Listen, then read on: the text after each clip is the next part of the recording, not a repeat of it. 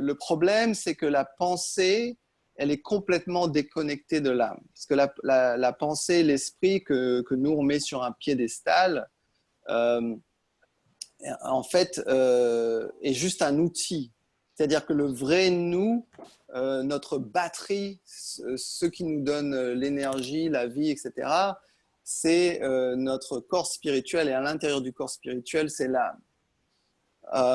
Donc, c'est un mystère pour la pensée, parce que la pensée, elle est annexe à cet apparitus qui est nous. Mais nous, on confond cette identité, on s'identifie à notre esprit et on oublie l'âme.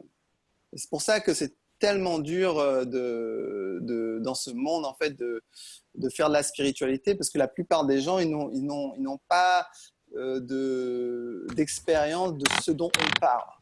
Alors, je vais essayer de démystifier un peu l'âme en vous lisant un message qu'une amie à moi au Canada, Jane, a reçu. Et ça parle de la paix. Alors, je vais vous lire ça. Je suis là, Yeshua. Je voudrais parler de la paix, ce sentiment mystérieux que beaucoup voudraient sentir pleinement, mais que peu recherchent vraiment. Et quand ils le font, ils n'arrivent pas à le faire perdurer.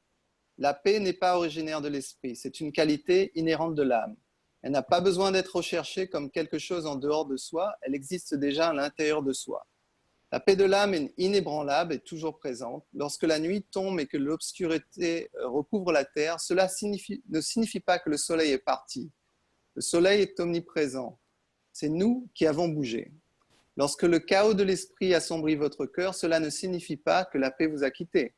La paix existe à l'intérieur, mais vous êtes éloigné, ne cherchez plus à l'intérieur du cœur.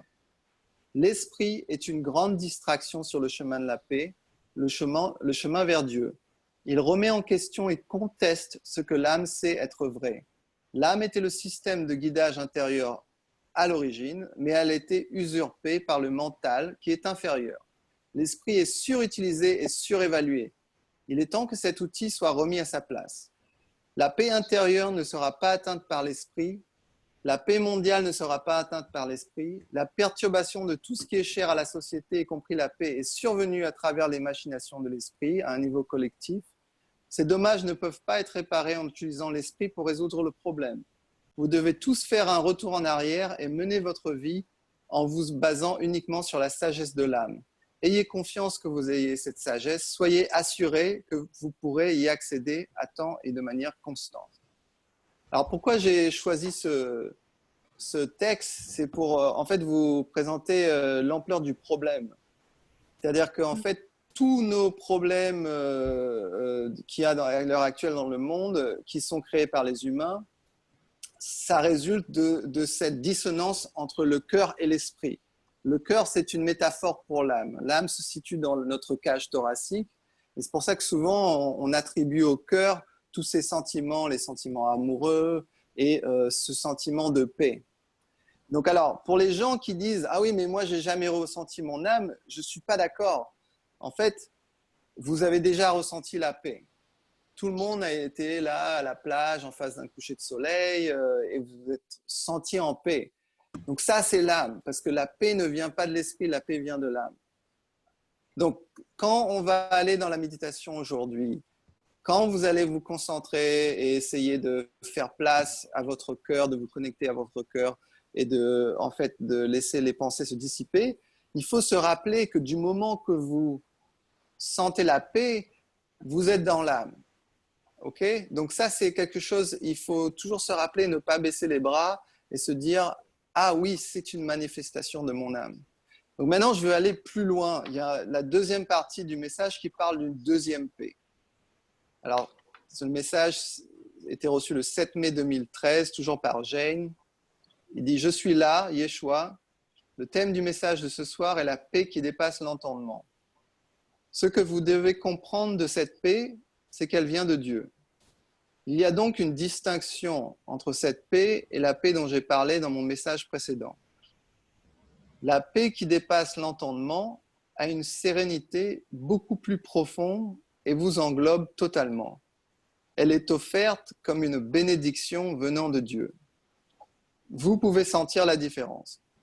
Cette bénédiction est comme une couverture de velours étendue sur vous et d'un confort inimaginable. Elle enveloppe votre être tout entier et calme complètement l'esprit, au-delà de ce que la paix de l'âme peut accomplir. Vous devez prier pour cette paix, prier souvent pour cela, prier avec votre âme. La paix qui dépasse la compréhension est un don sans comparaison et c'est la façon dont Dieu vous aide à surmonter la tyrannie de l'esprit. Convoitez cette aide. Soyez en paix, mes enfants, allez à l'intérieur de vous-même, libérez-vous des pensées aussi souvent que possible, ayez confiance, votre âme vous guidera, Dieu parle à votre âme, écoutez votre âme. Donc là, Yeshua nous parle d'une paix qui est supérieure à la paix de l'âme. Et c'est une paix c'est un don, c'est une bénédiction qui vient directement de Dieu. Et c'est cette paix que l'on convoite aujourd'hui. Et en découvrant cette paix, vous découvrez aussi d'autres qualités de manifestation du divin.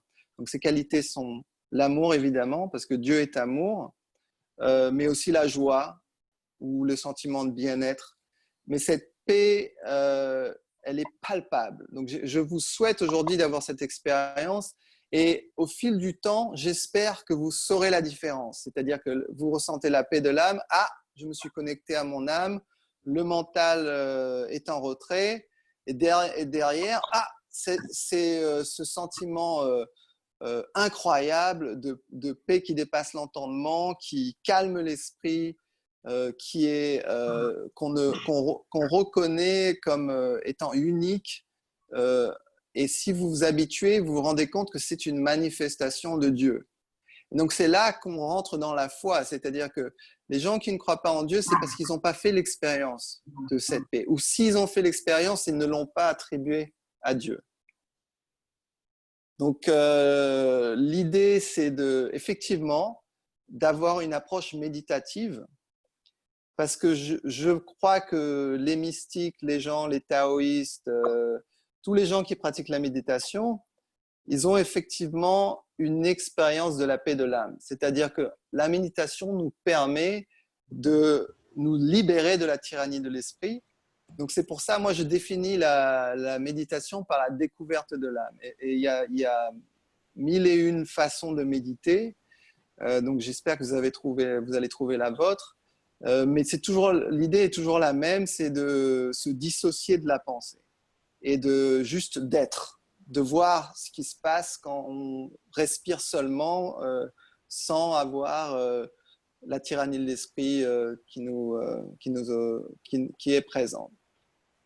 Et enfin, la différence entre ce que l'on fait nous et ce quelqu'un qui est bouddhiste, par exemple, fait, c'est que nous, on se concentre aussi sur la prière.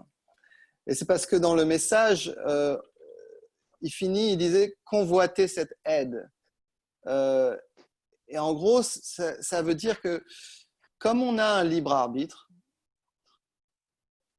c'est comme si Dieu est toujours là pour nous aider ou nous aimer, mais il attend à la porte. Et que nous, en fait, il nous faut ouvrir la porte pour le laisser rentrer. Donc, en fait, le fait de prier, c'est d'ouvrir une communication avec le divin. Et la prière, elle a plusieurs degrés de succès. C'est-à-dire que si c'est une prière qui vient juste de la tête, elle ne va pas très loin.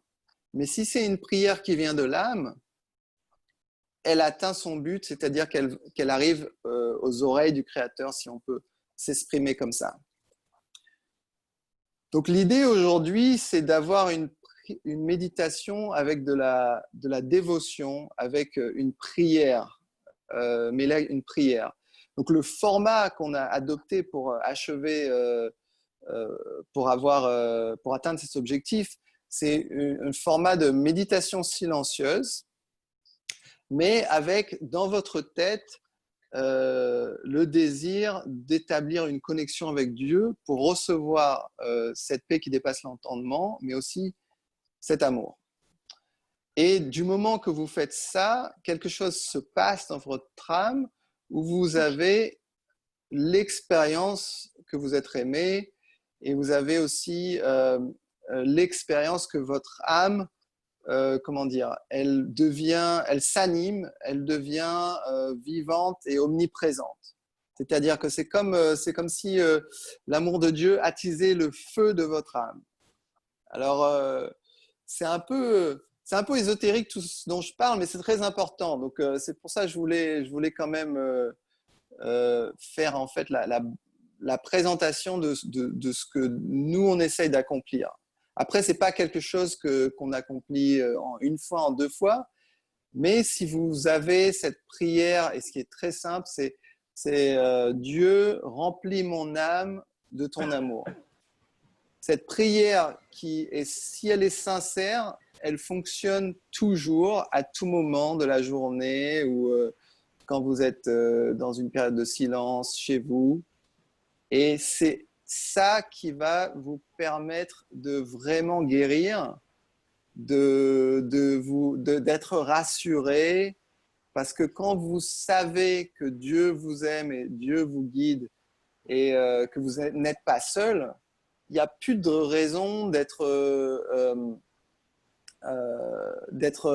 comment dire, pessimiste par rapport à l'avenir, parce que vous avez la foi que à chaque fois que vous avez besoin d'aide, il suffit de prier et le reste vous serez aidé dans votre vie, on va dire. Après, je ne dis pas que tous les miracles vont vous arriver. Il y a d'autres lois que je n'ai pas le temps de rentrer en détail. Mais vous sentirez que votre vie est bien meilleure en marchant avec Dieu que sans Dieu.